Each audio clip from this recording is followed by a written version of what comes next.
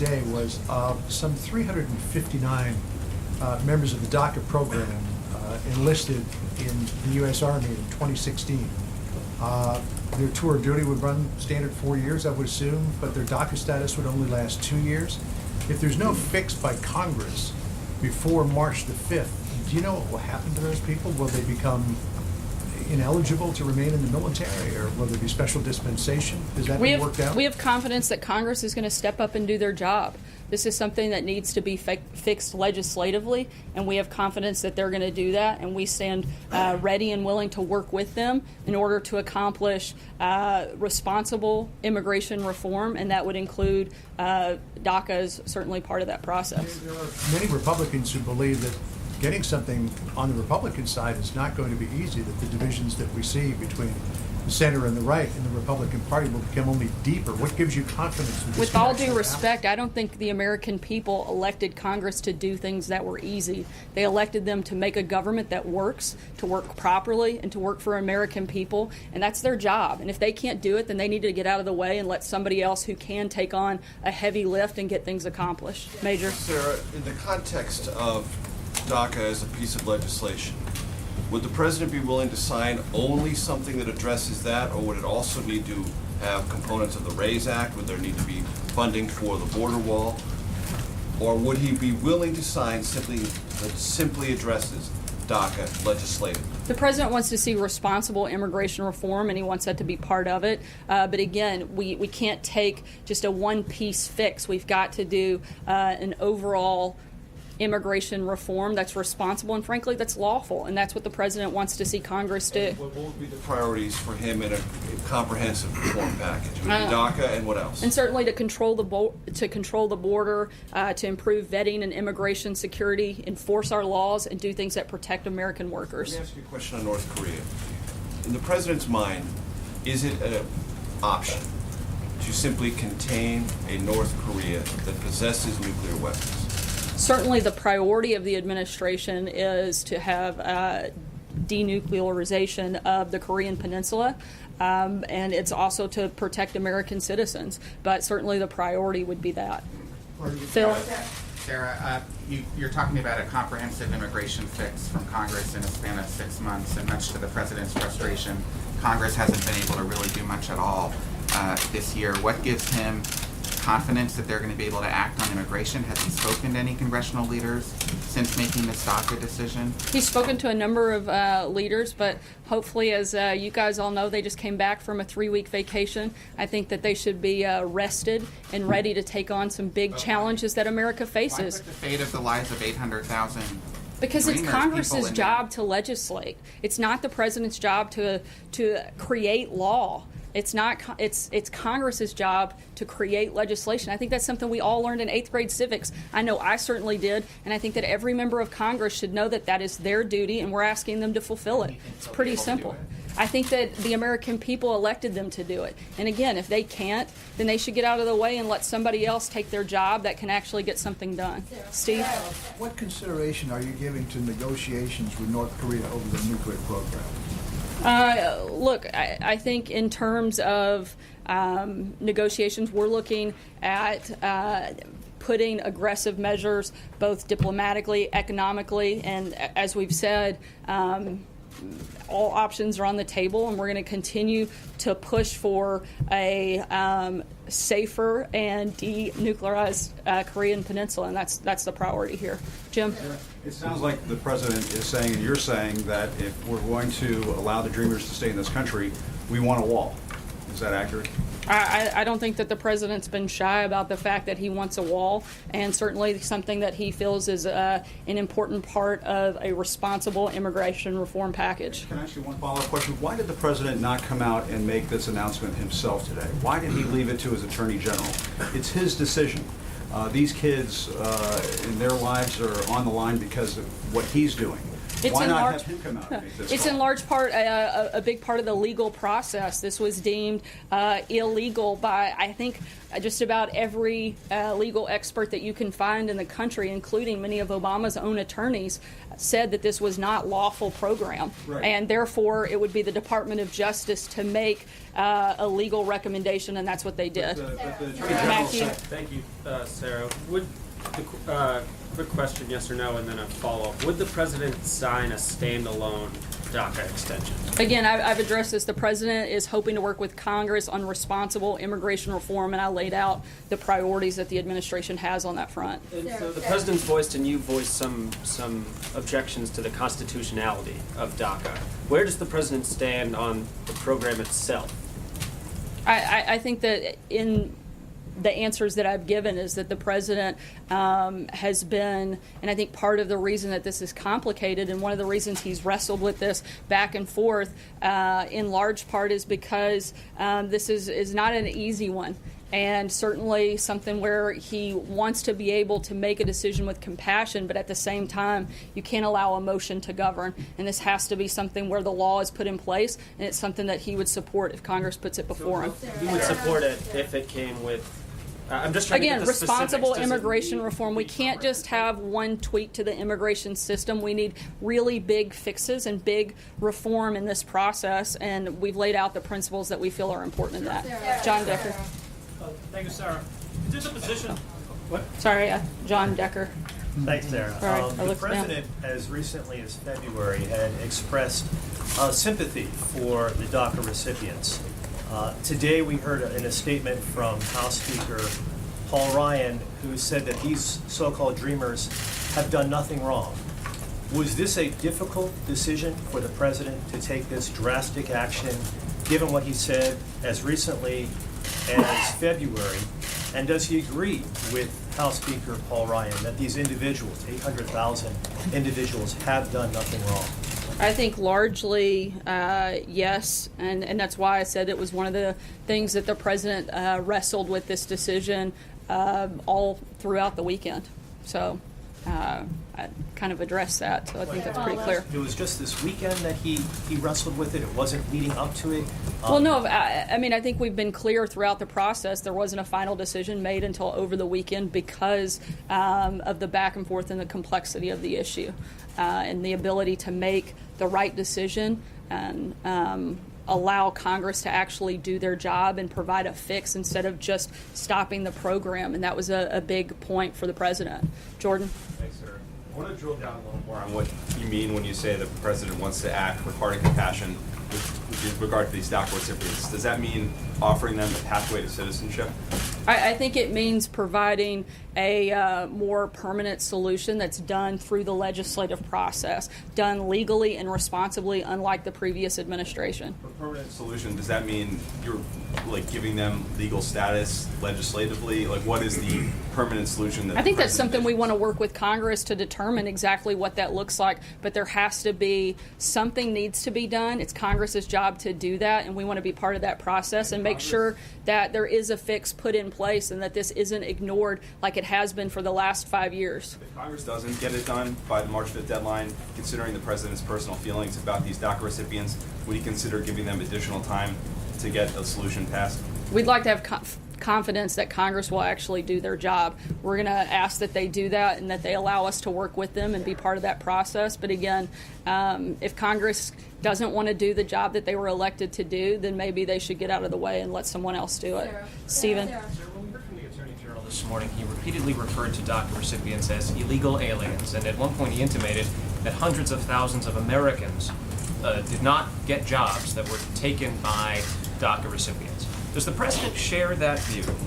I think that it's a known fact that there are over 4 million unemployed Americans in the same age group as those that are DACA recipients, that over 950,000 of those are African Americans in the same age group, over 870,000 unemployed Hispanics in the same age group. Those are large groups of people that are unemployed that could possibly have those jobs. But again, we're looking for fixes. We're not looking for complaints, but we're looking for solutions, and that's our focus moving forward. Reconcile those statistics with the idea that hundreds of thousands of people, if the president gets what he wants, would achieve legal status. How do you reconcile those two competing interests. Well, I think one of the first things is the president is looking to create a whole lot more jobs in America so that it addresses both problems. There's a reason he's focused largely since day one of taking office in creating a better market for businesses to create jobs, to hire more people, higher wages. He's gotten rid of over 800 regulations that have helped do just that.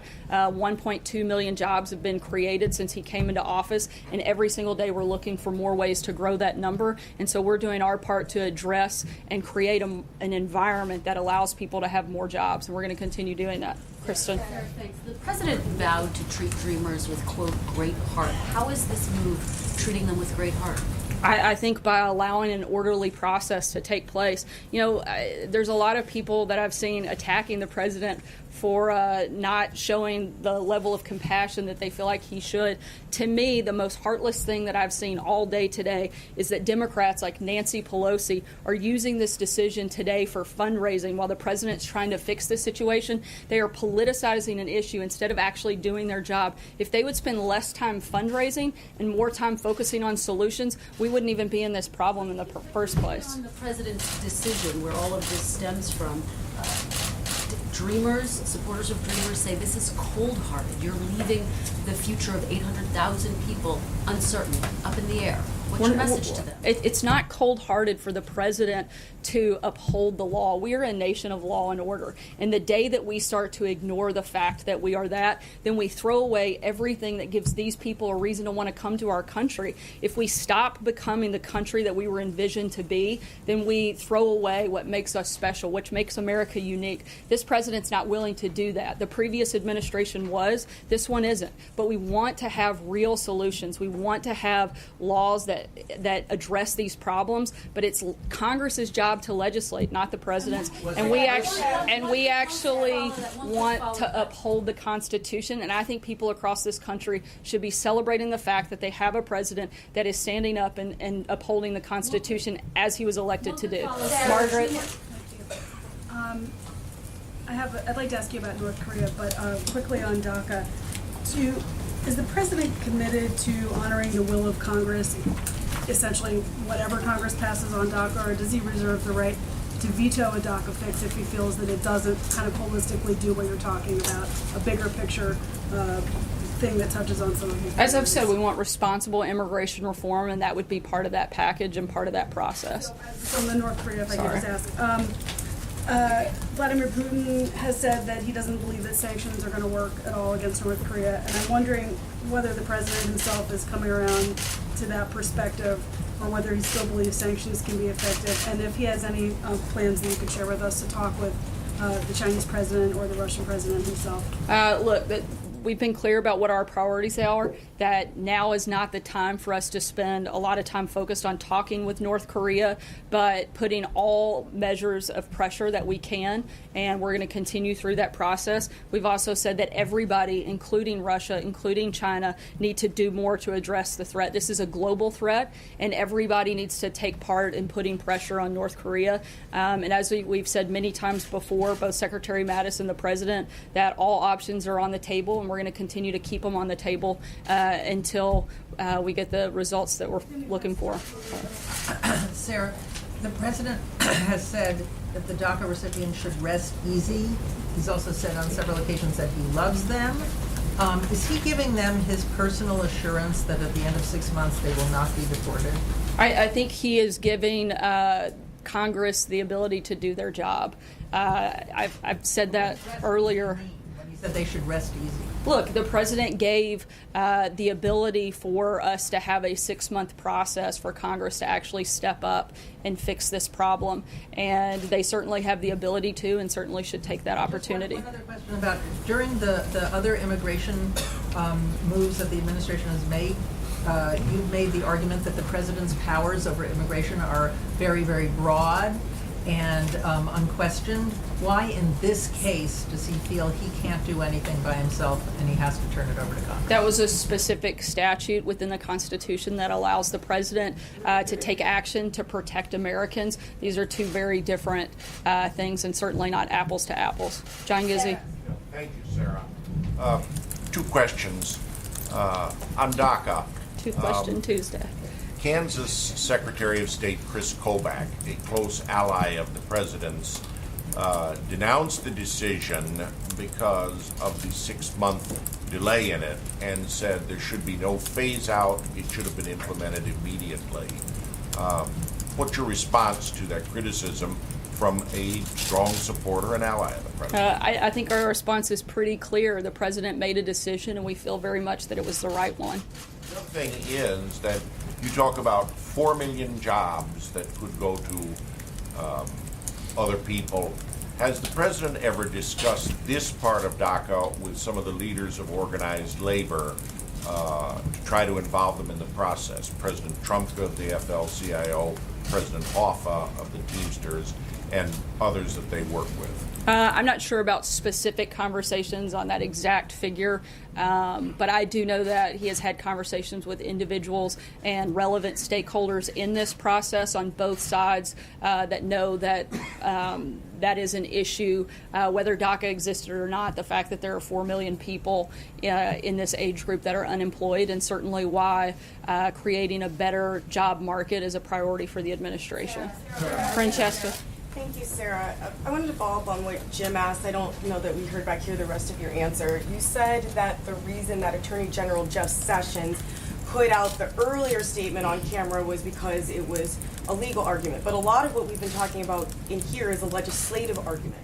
Why have we not heard from the president directly on this today? And can we expect to hear from him later today on this? You have heard directly from the president. He issued a pretty lengthy statement directly from the president. Why was it Attorney General Jeff Sessions that went on camera when the president hasn't went on camera to make this case today about what a big heart he has and how compassionate he is and how he wants Congress to take legislative action on this to essentially save DACA? The president's spoken about this numerous times in the past, but at the same time, this was a legal issue because there was a court decision that had to be made with a timeline not placed that the administration created, but a timeline that was created by the attorney generals in those states that were forcing this issue and this decision to take place by today. It was a legal decision, and that would fall to the attorney general, and that's why he would be the one making the announcement. Sarah. Peter. Talk about stakeholders. Has the president met any enrollees in the DACA program? I believe he has had several conversations with enrollees and those that have been part of the program. Can you tell us anything about that and what context and what have you got out of those conversations? Look, again, I think that the president's goal was to talk to a lot of people on both sides of the issue and, one, do what it takes to uphold the law, uphold the Constitution, but also allow Congress to create a permanent solution and fix the problem, which he's done by allowing for that 6-month period. Have you had those conversations recently as part of this recent deliberation? Again, I'm not sure on the exact timeline, but I know he has had many conversations with people on both sides of this issue. Certainly people that support keeping it as is and those that support getting rid of it. People will be affected by it, though, right? Right. Again, like I said, I know had conversations with people that have been part of the program. Catherine. Sir, you said the president wrestled with this decision all weekend. Can you walk us through any of the process he went through to get to this? When did he make the decision? Who was he consulting with? Sort of how this came about? Yeah, he made the final decision over the weekend, and as I said, he spoke to many relevant stakeholders and individuals that support a variety of positions on this program. Also, Sarah, can you tell us anything about the meeting today with the Big Six? What are you expecting out of that, or anything you're hoping to get out of that? We'll continue to keep you guys posted. I think the ultimate goal is, as Congress is coming back into session, to talk about some of the big priorities, certainly tax reform, immigration reform, among many other things that are going to be on the agenda for the fall. Noah. Sarah. Go ahead. Sorry. The president. I'll go here and then I'll come back to you.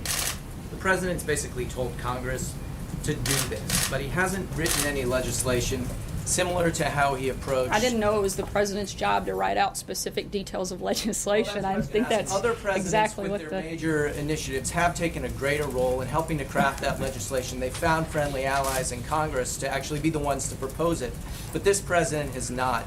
Why has he made that shift? And does he think is he reconsidering it in light of the fact that some of the other major pushes he's tried to make have not been successful legislatively? We've laid out detailed principles, and we have worked with members of Congress on specific pieces of legislation, and we'll continue to do that.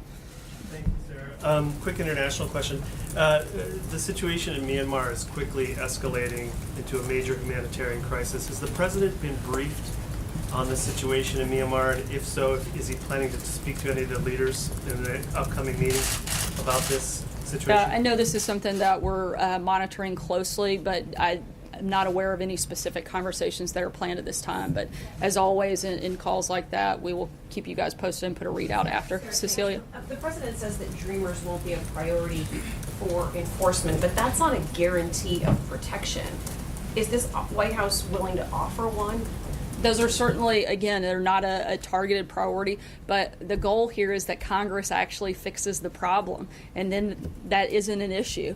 And so that's the focus over the next 6 months, is making sure that something takes place, that Congress does their job, and a real solution is implemented. But is there a way to put this in writing so that these 800,000 people who are very fearful of ending up in a country that they don't know have some guarantee that in fact they won't be deported in 6 months? I think that the statement that the president put out earlier today lays out what the priorities are and lays out what the focus of the administration is, and that if they are not targets, they are certainly not priority targets of this administration. They weren't before and they won't be now. And again, Congress has 6 months, which is a pretty long time to get something done, and we hope they do, and there's a solution in that so that this isn't a problem moving forward. Yeah. I was wondering, you mentioned that the president had spoken over the weekend or in recent days to various stakeholders. We had talked to the Attorney General's office in Texas, and they had said they did not get a heads up or any, nobody conferring with them about this. Did you all talk to the 10 states, and are you positive that they are not suing? I know that various members of the administration have been in contact with individuals in those states.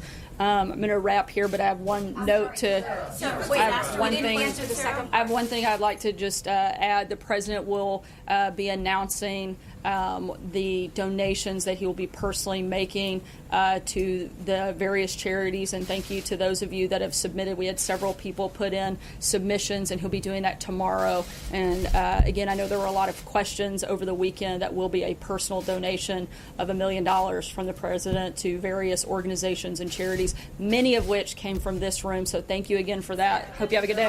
Was the DACA decision a